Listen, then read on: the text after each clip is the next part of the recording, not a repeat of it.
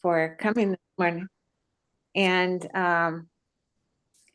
especially Miriam for suggesting that we come. And we've really enjoyed having Miriam at some of our outings. And also to Joan for organizing everything. So what we're going to cover, and Rob has some slides that he'll put up at some point, I'm not sure when, but we're going to each give a little testimony of how we came to be drawn to UP Wild ourselves personally.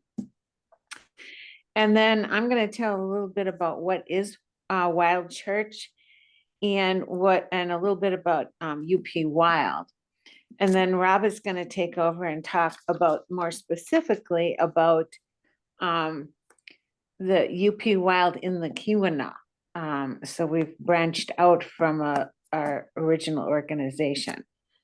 So I'll just start by saying that I was drawn to UP Wild myself when I first heard about it. Because I've spent, my childhood and most of my life really enjoying outdoor pursuits, camping, backpacking, hiking, all of that. And I also felt drawn to, spiritual practices. I was raised in the Lutheran church, and then I spent many numbers of years exploring others and not going to any church and checking out various churches, including the Quaker church. And then, some years ago, I came back to the Lutheran church, kind of the Lutheran church of my childhood. But the idea of combining my interest in nature and the outdoors with the spiritual aspect was really a profound discovery for me. And I realized that, something had been missing. And so just, combining the spiritual with the nature, is something I was really drawn to. And then I also like the like-minded community that often attends, people that get excited about, Mary Oliver poems and, just love to be outside and, just, the sharing in the community, both in terms of, being out in nature and caring about nature and wanting to preserve, as much nature as possible. So that's just a little tidbit about me and why I was drawn to UP Wild. So then I'll turn it over to Rob, and he's going to share a little bit about what drew him to UP Wild. So I was born and raised a Baptist. I was baptized a Lutheran and I married into the Methodist. And so I've covered a lot of the Protestant faiths. And what happened was Bucky Beach was a very close friend of mine, and he was my pastor for a number of years. And when he retired, I kind of felt disconnected from the church and from my faith.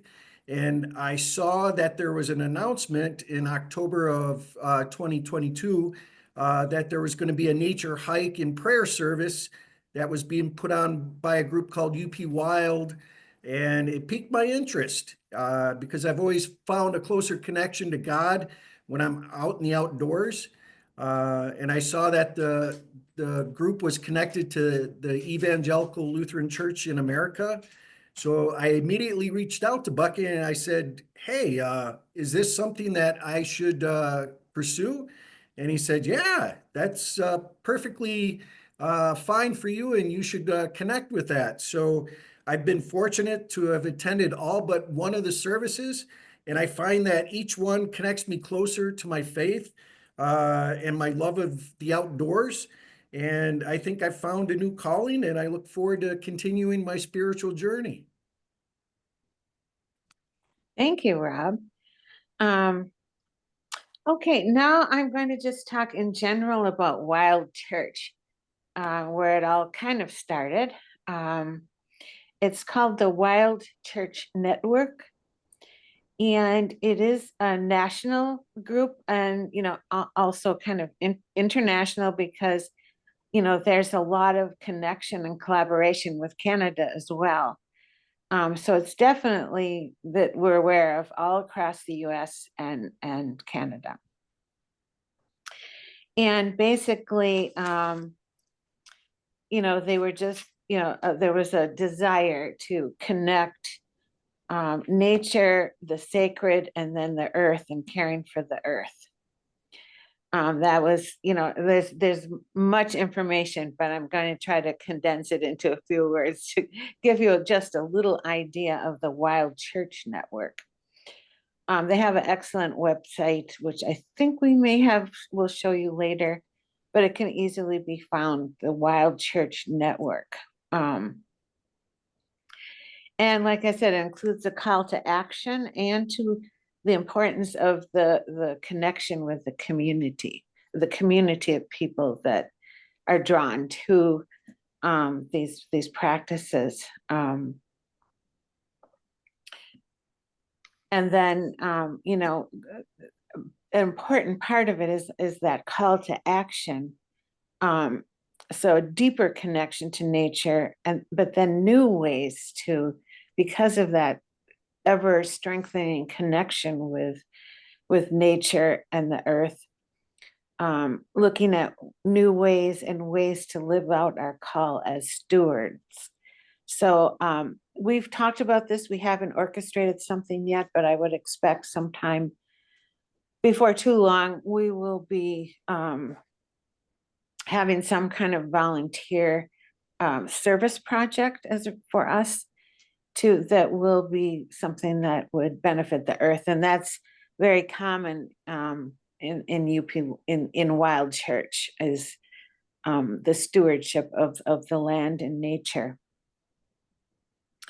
And there is I haven't gone through the Wild Church Network leadership training, but I've looked at it, and I hope someday I can do that. But one thing I have noticed, both in sometimes the selection of the readings and the leadership training, is there is somewhat a little undercurrent of Celtic influence in all of that, and the Celtic practices of the connection with the earth.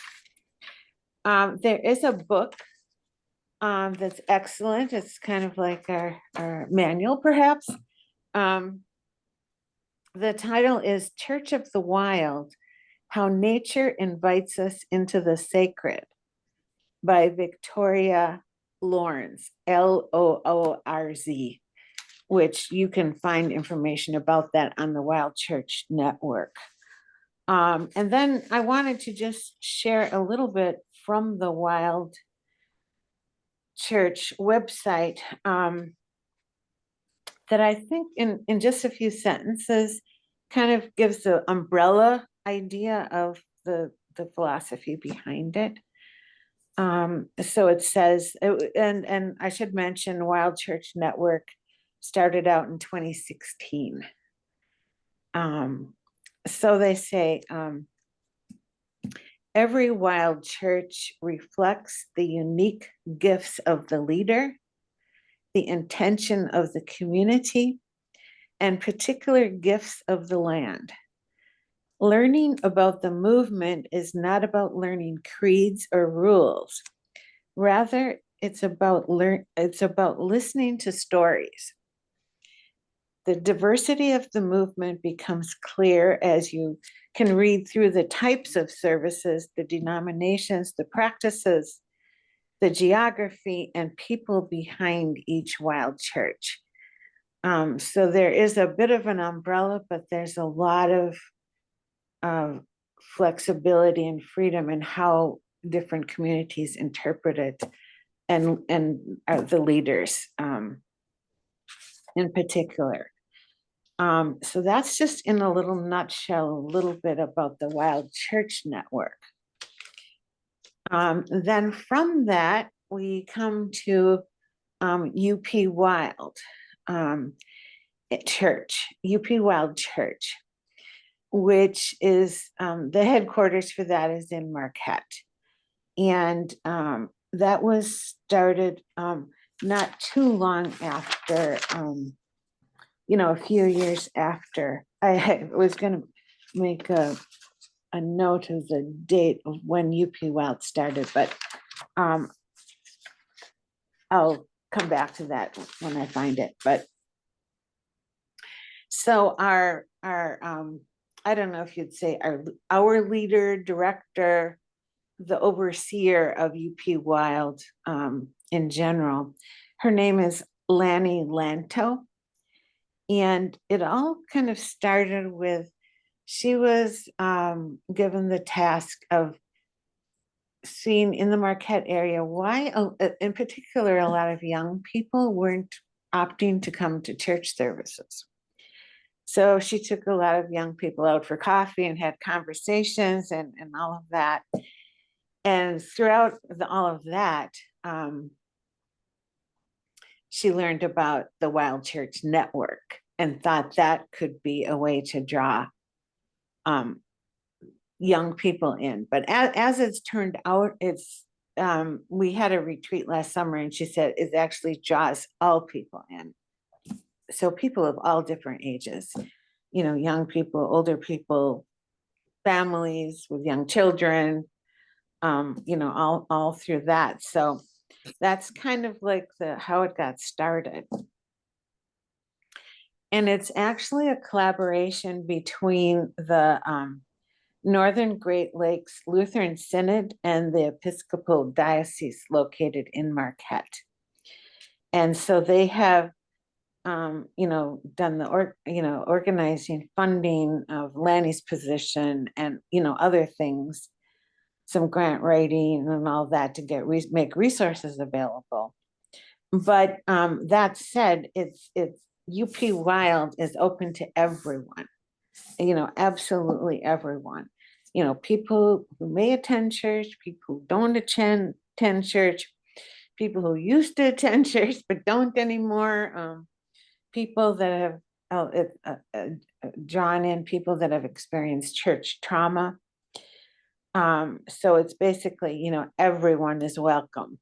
And so I think that's something we really, you know, when I heard Joan give your introduction, that there's a lot of different things that you know resonate that we have in common with the Q&A Unitarian group as well. So yeah, so then, you know, that started, and she started having like nature prayer services, you know, at outdoor locations and wilderness walks. And, you know, that was growing and building, and they were gaining a community and an experience and all of that. So then the idea came about to, you know, expand into the various branches. So all across the UP, there are different branches of UP Wild. And, you know, what Lanny, you know, says about that is, you know, just, it was like, you know, some years later now, she writes that she's seen how the Holy Spirit has spread this holy mission across the Upper Peninsula like seeds. So there are 7 branches in formation, which covers the north, south, east, and west of our vast peninsula.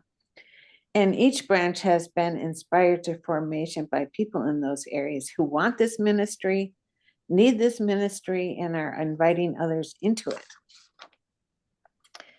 She says, the ancient part of our Christian teaching tells us clearly that the wilderness is a place of holy connection, revelation, wonderment, and healing. We see how reconnecting to this wisdom is softening people's hearts and calling them into the great mystery. So that's a little bit about the Wild Church Network and the Wild Church history in out of Marquette, and then the different branches. And then, you know, of course, you know, one of the branches then is the UP Wild in the Keweenaw. And so I'll turn that over to Rob, and he's going to tell you a little bit about our local UP Wild group. And I'm sorry that screen is overlaying. I'm trying to get it to work with me, so we'll see if that comes up better.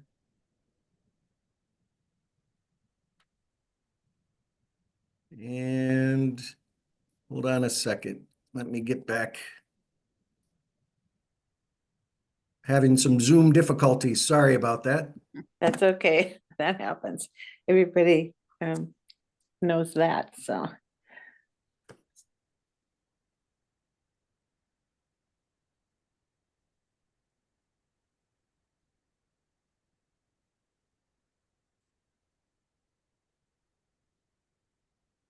And let's see if I can get the screen back up. There we go. So in January of 2023, a bunch of us were invited to a Zoom meeting for those that were interested in starting the branch in the Keweenaw. So a launching team was formed, and the original launching team was myself and Lois and Soren Schmidt and Sarah Diner Schlitt, who's the pastor at Trinity Episcopal. And so we had a number of discussions, and we agreed that our first official UP Wild in the Keweenaw would be on June 28th at the Narra Nature Center. And so we gathered, and in the pouring rain, we worshiped and we fellowshipped, and we had a good time enjoying God and the nature. And it was a great time for us to launch this, and we were very excited. So to date, we have had 18 services in various locations across the Keweenaw. We've had different local clergy and lay leaders lead our services for us. And so it's been a great opportunity for us to have this. We've had as few as 3 people attend and as many as about 30. So it depends on the weather, it depends on the location, it depends on how people find out about it. We do post our events through the local media. We've tried using postings in local establishments, and we hope that, we also use social media. We have a Facebook page. There is a monthly digest that gets sent out to members, and we try to get as many people to attend as we can. So we meet on a monthly basis, and we hold both the wilderness walks and the nature prayer services. In the wilderness walk, basically, the leader comes up with the service. We have an outline that we can share with them, but we have reflections, we have prayers, sometimes there's songs. We do what's called a wander and ponder, where we give some prompts to the participants, and we tell them, go for a walk in nature and see where you connect with God and with the Spirit and what draws you to that. And so we've had a number of good services that have helped us to understand our connection to nature. And it's been a great opportunity for us to share with those who may not find a connection with a congregation in a permanent structure. And so what I'm going to do is, hopefully, if I can get it to advance, and it's not helping me. So I'm having more difficulties.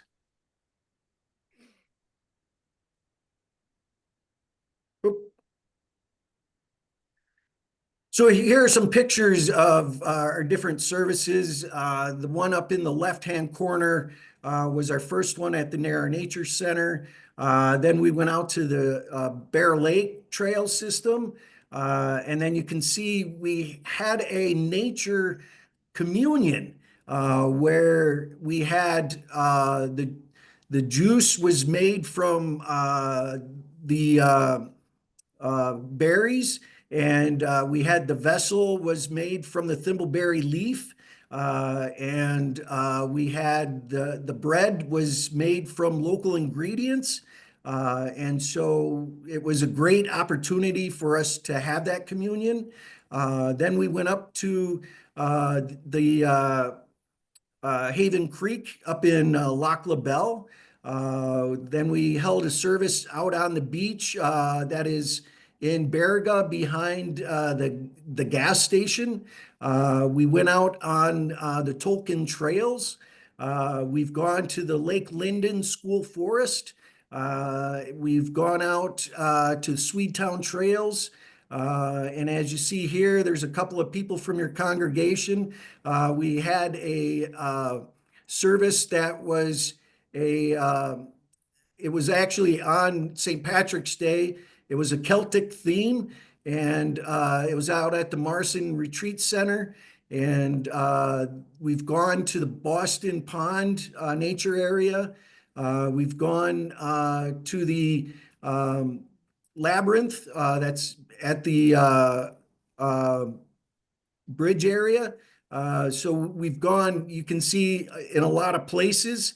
We've even gone to the Quincy mine, and there just happened to be this cross from the ruins that was laying there. That was really neat. We've gone on Michigan Tech at the Faith Fair, and you have attended that with us. Here you can see Miriam is walking on the Narrow Nature Trails. And then finally, we've been holding our winter services from December through March at the Chapel of St. Matthew. And so it's been great for us to have an indoor location. And this is where we've been holding our nature prayer services. And so what we'll see, if I can get my there, is on February 16th at 3 o'clock. We invite all of you to join us in the Chapel of St. Matthew. It'll be our next nature prayer service.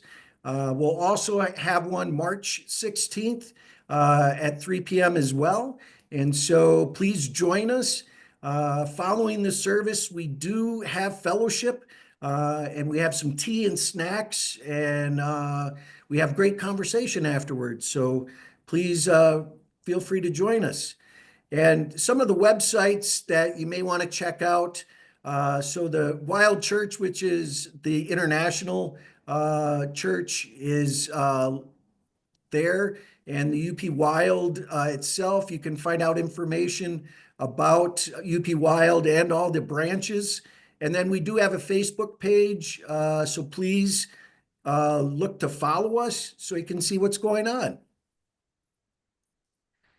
So we're going to open it up to questions that you may have. And we have our email addresses here in case you want to send us something later. But please let us know what you want. Thank you, Rob.